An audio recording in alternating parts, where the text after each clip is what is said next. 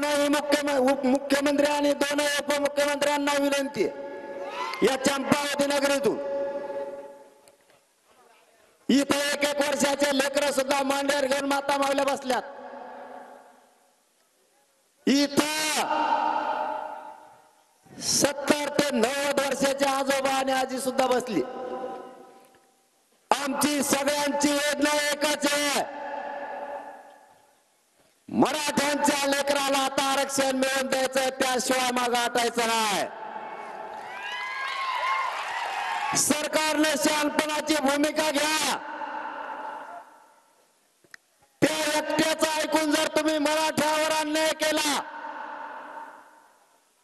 तर तुम्हाला जाळ जाईल. त्याचं ऐकू नका. असा उद्देश दिसायला लागलाय. देशातले जेवढे राज्य आहेत त्या राज्यातली मोठी जात संपवण्याचा तुम्ही घाट घातलाय असा अंदाज दिसायला लागलाय. पण शेवटी एकदा जर मोठा सगळा समुदाय खवळला, शांततेत काय होईना तुमचा सुपडा साफ झाला म्हणून समजा.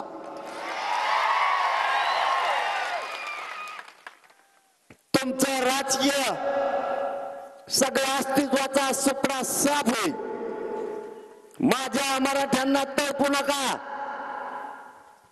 नवीन नवीन पद्धत राबवू नका. तुम्ही एकदा प्रयोग केलाय, तुम्हाला आतापर्यंत तुम्ही केलेल्या अंतर्वालीतल्या प्रयोगाचं भोगावं लागलाय. आता सावध व्हा. कोपऱ्यातला करोडोच्या संख्येनं मराठा समाज एकत्र आलाय आणि हलायला सुद्धा तयार नाही. तुम्ही सामंजस्यानं ठरल्याप्रमाणे मराठा समाजाला आरक्षण द्या. त्याचं ऐकून जर तुम्ही मराठ्यावर अन्याय केला तर आता पुढचं होणार आंदोलन तुम्हाला 100% जड जाणार. कारण ही फक्त एकटा बीड जिल्हा आहे, आणखी सगळा महाराष्ट्र भरायचा आहे. जिल्हे ना जिल्हे आणि घराला घरा बाहेर पडणार आहेत. मी सगळ्याला पाणी पाहिजे तर मला पाण्याची काय गरज आहे? मी लय निवारणा म्हणून आहे. पाणी भाषण नुसतं पेत नसतो, भाषण झाल्यावर 1.5 घंटा पेत नाही, पण त्याला पाणीच पाहिजे. त्याचा खोटाच उपटेला दुसरा ठोकला. कारण तुमचाच मुर्ग आहे, मी काय लोकच थोडाच. मला परिवारच मानत नाही. लोकांचं उलट आहे. लोक म्हणजे आधी कुटुंब मग बाकीचं. आपलं तसं नाही.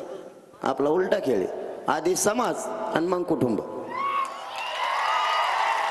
हा मराठा समाज माझा मायबाप आहे. या समाजालाच मी मायबाप मानलाय आणि ज्या समाजाला मायबाप मानलं त्यांच्याशी माझं लेकराचं आणि माय माऊलीचं नातं झालं. आम्ही माय लेकरं झालो. मग या समाजाची गद्दारी करायला हे आंदोलन उभा केलेलं नाही. यांचा सगळ्यात मोठा प्रॉब्लेम एकच आहे. ऐ गप्पा दे ठेवून मोबाईल. बाबा आला काय तुला पण मुंबईहून फोन? दिट्टेक खालटे कुलशी मग उकाल लागला मग इकडं मग इसरून जात असतो. कुठं राहिलं तर सांग बरं.